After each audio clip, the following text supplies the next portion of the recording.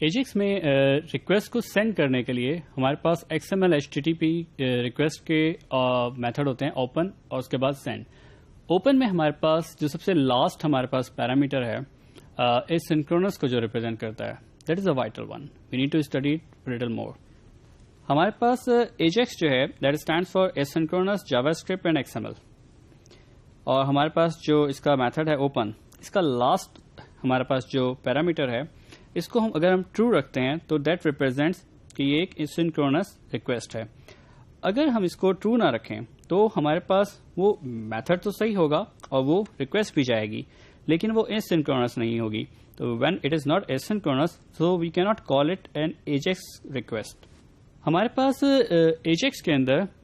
JavaScript में जब एक रिक्वेस्ट सेंड होती है और हम कहते हैं ये एक एसिंक्रोनस रिक्वेस्ट है, तो व्हाट इट मीन्स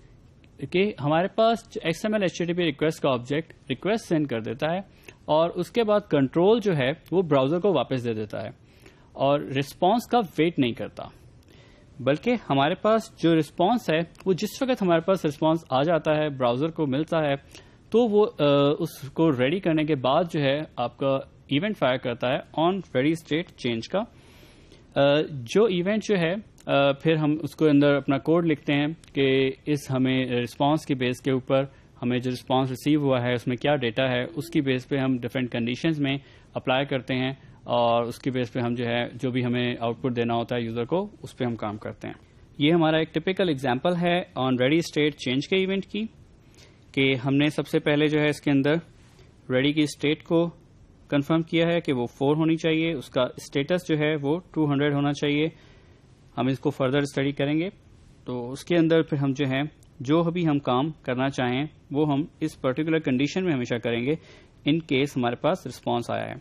रिमेंबर कि हमने यहाँ पे ऑन रेडी स्टेट चेंज के ऊपर इस फंक्शन को इसके साथ लिंक किया है, उसको actually this is a function pointer now. So हमने यहाँ पे जो भी काम हमने करना था रिस्पांस के बेस पे वो हमने यहाँ पे किया। हमने XHTTP के जो रिक्वेस्ट का ऑब्जेक्ट था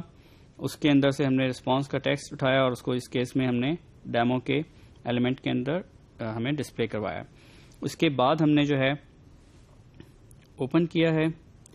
एसिंक्रोनस मोड में और रिक्वेस्ट को सेंड किया है। तो जब भी रिक्वेस्ट यहाँ सेंड हो जाएगी तो ब्राउजर जो है वो अपने काम करता रहेगा और जब उसे रिक्वेस्ट रिसीव होगी, रिस्पांस रेडी हो जाएगा, तो ये इवेंट फायर होगा और हमारे पास इसके अंदर जो भी फंक्शनैलिटी हमने कोड की है वो एग्जीक्यूट होगी। अगर हम एसिंक्रोनस के पैरामीटर को फॉल्स रखते हैं तो वी कैन डू दैट, लेकिन उस केस में वो इनसे सिंक्रोनस हमारे पास रिक्वेस्ट नहीं रहेगी। जावास्क्रिप्ट जो है जब भी इस पर्टिकुलर स्टेटमेंट को ओपन करने के बाद सेंड हम करेंगे तो वो वहां पे जब तक रिस्पांस नहीं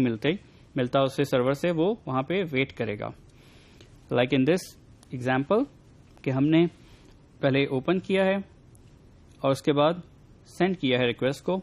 हमने उसको सिंक्रोनस मोड में किया है। तो when we do it in a synchronous mode तो हमेशा सेंड करने के बाद ब्राउजर जो है वो वेट करेगा कि जब तक उसे रिस्पांस नहीं मिलता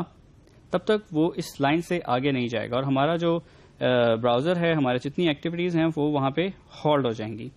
तो उसके बाद जो है जब भी हमें रिस्पांस मिलेगा तो then we go to the next statement, और दिस स्टेटमेंट में जिस तरह हमने उसी एक एलिमेंट के अंदर हमने रिस्पांस को टेक्स्ट को जो है वो डिस्प्ले करवाया है।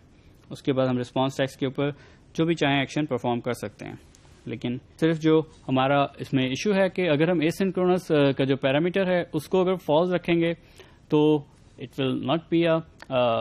एजेक्स कॉल, तो हमारे पास जो भी हमारे पास सारी एक्टिविटीज हैं वो हमेशा हॉल्ट रहेंगी। लेकिन एजेक्स जो है वो एक्चुअली ब्यूटी इसकी एसिंक्रोनस मोड की होती है